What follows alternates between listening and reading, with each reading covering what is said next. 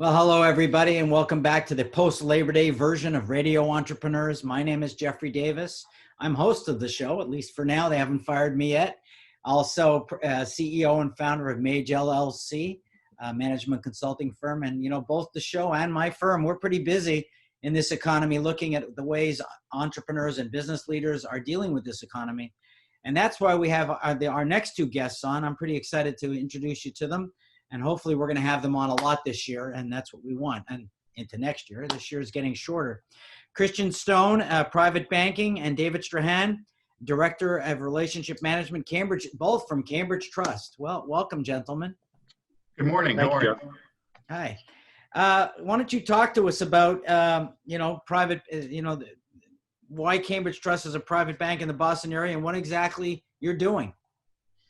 Sure, I'll take the first swing at that, Jeff. So the way we think about a private bank, we view a private bank as a financial institution that can really deliver advice across the entire spectrum of what we view as a holistic private banking and wealth management. So we can work with clients and provide guidance around banking, around investing, wealth planning, providing mortgages, providing business banking, providing advice around trust and estate planning. So we're really able to do that at a really deep level while also pairing that with high customer service that a lot of folks that maybe they're too big of an institution or are not really focused on that aspect of it aren't able to do. Yeah, and Jeffrey, and I would say that really what it comes down to is the initiation and the enacting of all the plans that have been made. Anybody can say they can do certain things, but once you put them into play and you carry out what you've said you can do, that's really important. Doing what you say you're going to do is the most important aspect of private banking, I think. Interesting. Just for our listeners, I assume you both play different roles at the bank. Could you both describe your roles? Sure. So my role as a private banker, really what I tell folks is, so I'm effectively a client, whether it's an individual or family or maybe a business or nonprofit. I'm their financial quarterback. I'm their family consigliere. I'm their guy that is going to provide them access to everything and anything that we can do within the bank here, and helping to provide that coordination of advice internally, but also coordinating that advice externally with their CPA or their estate planning attorney or their insurance advisors, and really trying to create efficiencies amongst all the advice that they're getting. And on my end, Jeffrey, I'm here to open up the accounts to make sure the plans are carried out, that the clients are getting their documentation that they need in the form of statements or receipts, making sure payments are made, handling changes to their life events, making sure that whatever they need from a financial standpoint is taken care of. Great. And every bank's a little bit different. Could you describe your preferred clientele that you like to work with? David, why don't you start us off? Sure. I would say right away we would like to work with clients that have investable assets of at least $1 million. That allows us to have a very comprehensive investment portfolio for the client to be able to meet their long-term goals and objectives. Clients who have various family members who are involved in their plan, whether it's a spouse or children or other heirs that they're planning for. Maybe they have charitable intents that we can help them provide for. So the client that we like to see most has a very varied life cycle of events and investable assets that we can certainly provide value in the management of. Interesting. Boston is, like for many professional services, like my own and other ones that I've seen, we're a center for wealth management, one of the biggest markets in the country, per capita maybe the biggest. How do you differentiate yourself in this market? Because, and even before you say that, I'm a very skeptical buyer of wealth management, and I'm always trying to peel back the onion and find out who are the people and the firms who really will be doing the best job possible for me and my family and my business. And it's not always easy for the regular consumer to really understand that. That's a really good point, Jeff. And I think part of the challenge is deciphering what are you actually getting for the fees that you're paying. There are a lot of people out there that promote themselves as financial advisors, but they're really not advising on your finances. They're maybe selling annuities or maybe insurance or things along those lines, to where they're really focused on one aspect of your life. And so when I think about how we differentiate ourselves, briefly, I would say, number one, we're a fiduciary. So we are held to the highest letter of the law in terms of how we provide advice for clients. We are local, so all our decision making is here in the Boston area. So we're not waiting on higher up somewhere in New York or Dallas or San Francisco or otherwise to get things done for clients. We're able to provide that quick decision making.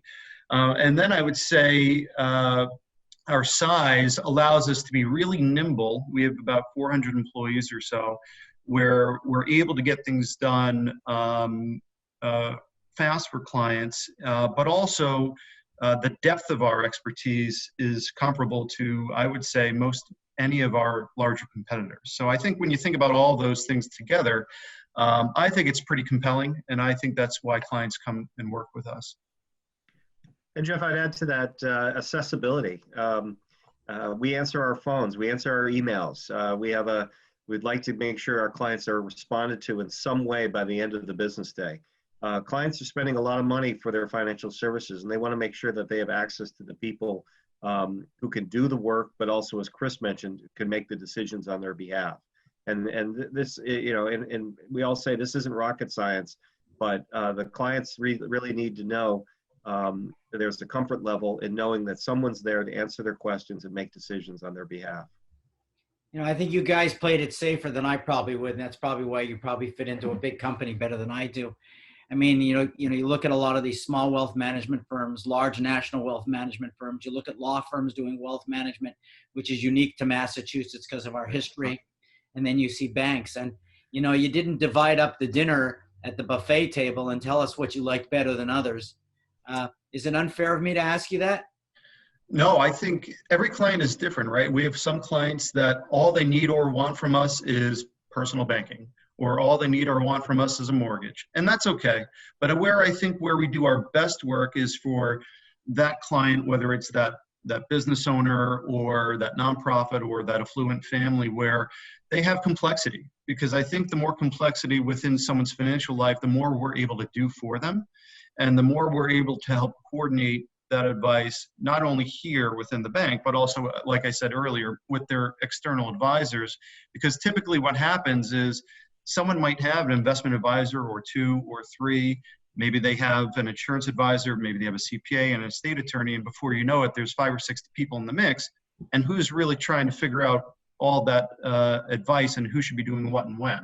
It's typically the client. And most of the time, they don't have the wherewithal nor the expertise to do it. And so that's really the role that we play. So we can engage with clients in any way, shape, or form. I just think that the more that we can do for them, the better off they'll be. All right. Yeah, and Jeff, I would also say that, you're right. Boston is the most competitive market in the country because of all the players that you mentioned. And we're happy to be in that market because we believe we can differentiate ourselves, and our growth and our results have really shown that we've met that challenge. Well, I have my thoughts about some of those categories. I make a living sort of sticking my foot in my mouth all the time, so I'll stay away from that. I'll let you guys play it a little safer than I would. But tell me, how do entrepreneurs, because clearly this is an entrepreneur show, how do they fit into your mix? That would be my last question. Yeah, so we work with a lot of entrepreneurs in a variety of ways. There are some folks that are first-time entrepreneurs, and maybe they just need basic banking help, and maybe they need a line of credit, or maybe they need some help in thinking about setting up their business and all the different treasury management or other services that might go along with that. Or maybe it's a serial entrepreneur to where they've sold a business and they're starting a new one, and they need to understand the wealth that they've created. How is that going to sustain them for the rest of their lives, while also having a certain amount of capital to start this new business, and trying to figure out those cash flows, trying to figure out that financial planning aspect of it. So we can work with entrepreneurs in a bunch of different ways from a banking and lending and wealth management perspective. But we're also able to work with a lot of those companies that we see in the Boston area, whether it be tech companies, med device, life science companies, through our innovation banking group, where we're able to bank companies or provide lending to companies perhaps a lot earlier in their life cycle than some of our competitors might be able to do. And I think that can be compelling as well. Christian and David, I hope that as the year goes on, and you'll come back and talk to us again about investments and how the bank is dealing with this economy. I know if we get the current administration reelected or a new administration, there's going to be a lot to be dealing with in the next 12 months in the country, especially, there's going to be a lot of changes. So I think that your contributions are important. But before then, if somebody wanted to connect with you and talk with you, learn about you and the bank, how would they find you? So both David and I are on our website, cambridgetrust.com. You can find us there. You can feel free to email me if that's easier, christian.stone@cambridgetrust.com. And I think David's the same, right, David? That's right. Yeah. David.Strachan@cambridgetrust.com. And we're both on LinkedIn, so we are verifiable. Great. I want to thank you guys for being on the show today. Remind everybody this is Radio Entrepreneurs, and we'll be back with more stories. Thanks, guys.